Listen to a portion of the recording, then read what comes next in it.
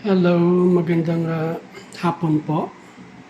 Today is Friday, May 3, 2024. Magluluto po ako ng tinatawag na ubi halaya. Meron pa ako rito mga sangkap, yung muscovado. At lalagyan ko po siya ng cinnamon powder. Kaya meron po tayong cream, coconut cream. At meron din po tayong coconut milk. At yung gatas na may OB flavor, yung condensed milk na may OB flavor. At ito po yung ating pangunahing sangkap, yung pre-cook na frozen ubi.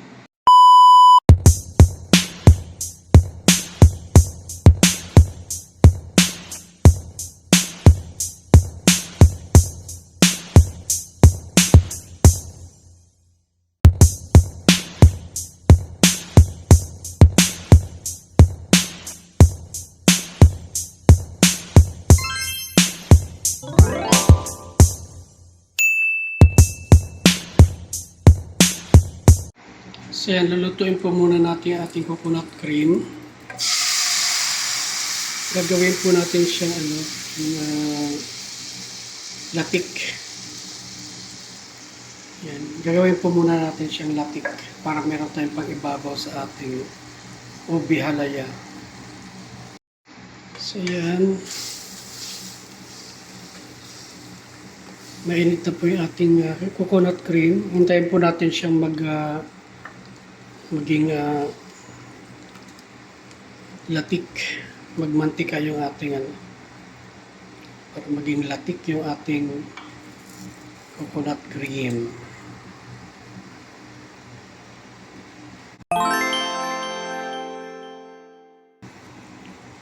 So yan, almost done na po. Malapit na magmantika. So yan, after 10 minutes, yan na po yung ating coconut cream. Malapit na po siyang maging latik. Nasa lata lang po yan na coconut cream. Hindi po yan yung fresh gata.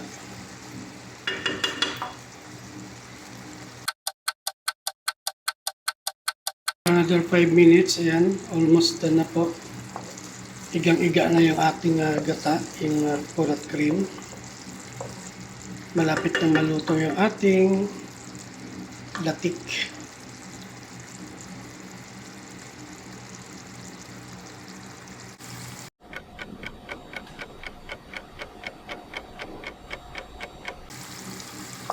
So, another 5 minutes, ito na po siya.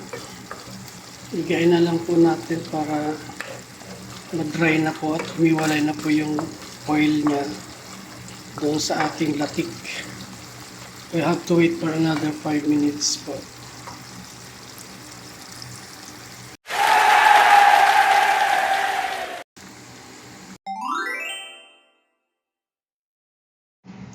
So ayan po mga kaibigan, after po natin makagawa ng latik, susunod naman po natin pagluluto ng ating gata para sa ating ubi halaya.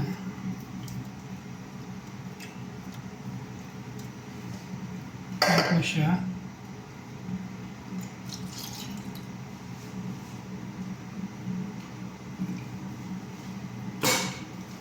Simutin po natin kasi sayang, mahal ng gata dito. Mahal ng gata dito sa akin.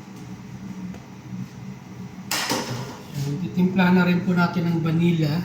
Ayan po yung vanilla.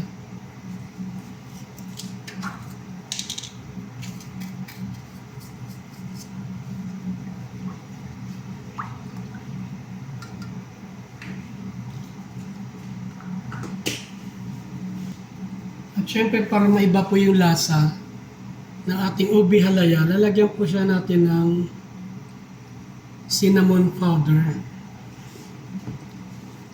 I-twist po natin yung lasa ng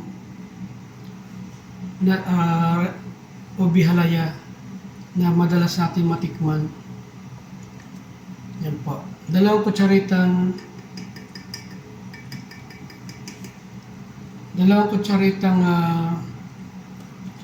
cinnamon powder po yung aking nilagay.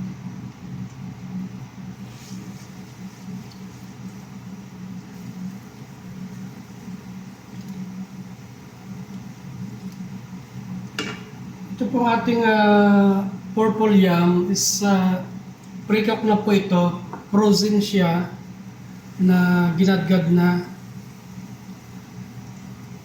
Kaya madali na po nating maluluto yung ating ubi halaya. So pakukuloyin po muna natin ito after mga 10 minutes. Pwede ba po natin siyang lagyan itong tawag dito, condensed milk na may ubi flavor. So after 10 minutes, ayan na po. Lutong-luto na po yung ating gata. Lalagay na po natin yung ating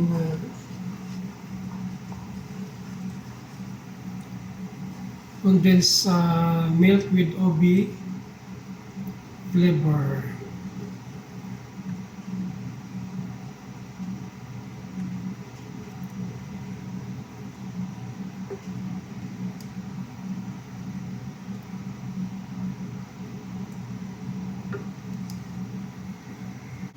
At this point po mga kaibigan, maglalagay na po tayo ng muscovado. Magdadagdag tayo ng tamis. Po ito ng muscovado, nilagay ko. Tinansya ko lang po. Kasi ating pong kondensada na nilagay, OB flavor po siya pero hindi siya gaano matamis. So para mas safe po yung ating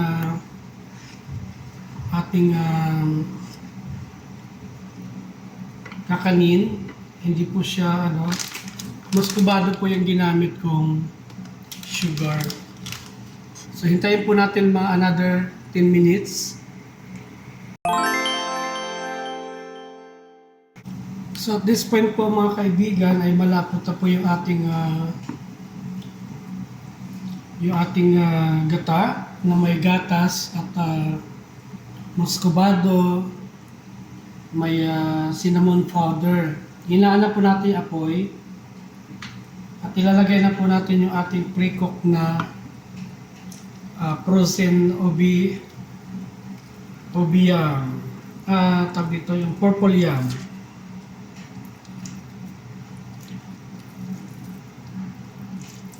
Haluin lang po natin ito hanggang sa totally maluto. Lumapot ng husto yung ating purple yam.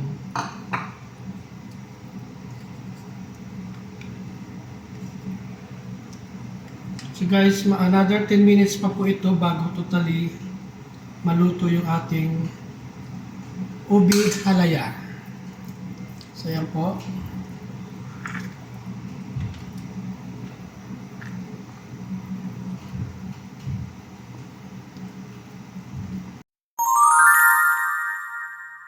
So ayan po, after more than 10 minutes, yan malapot na po yung ating halaya. Yan po.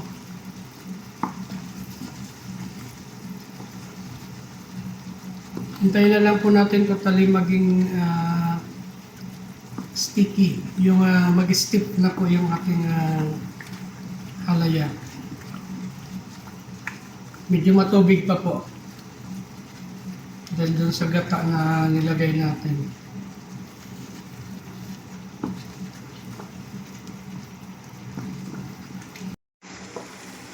So ayan po yung ating ubi halaya. Medyo na po siya. Hintayin na lang po natin totally na siya yung lumapot ng husto. Para po matigas siya, hindi yung naalala ko kasi gumawa ko nung bakasyon ko. Gumawa ko ng ganito. Inulit ng aking kapatid dahil malambot yung aking halaya.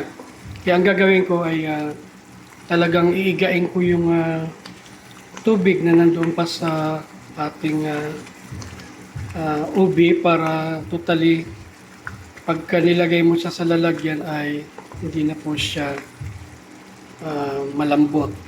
Titigas po siya. Yan po ang ating ubi halaya. After mga 15 minutes pa po ito. Kasi talagang iigain po natin hanggang sa maging matigas yung ating halaya. So, this is the final touch. Ayan na po. Tuyong-tuyo na po siya. At mahirap na siyang malaglag sa ating tsara. Palalamigin ko lang to at isasalin ko dito sa aking lalagyan. At nandito na rin po ay yung ating ginawang latik mula doon sa isang latang coconut cream. Yan. Tikman ko nga mga kaibigan. Kasi ibang version po ito ng ubi halaya na ginawa ko. Nilagyan ko po siya ng muscovado at ng cinnamon powder. Tikman ko.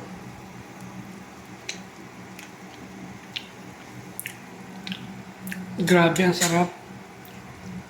Lasang-lasa yung ubi at cinnamon.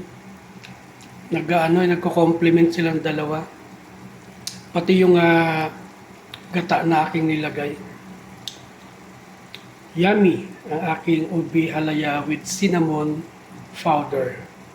Ayan na po, ilalagay na po natin yung ating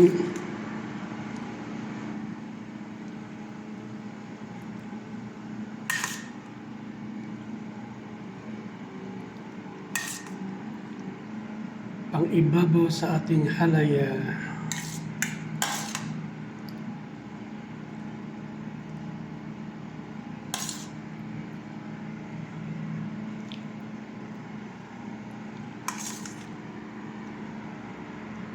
Yan po yung isang latang kakang-gata, coconut cream.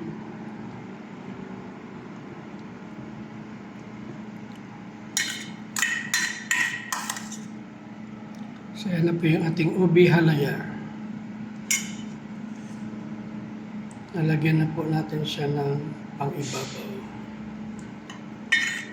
Ang ating latik mula sa lata ng isang latang nyug. Isang latang coconut cream from Thailand. Wala po kasi may price dito pero maliliit kaya hindi enough yung isang piraso. At least sa lata, yan na siya karami.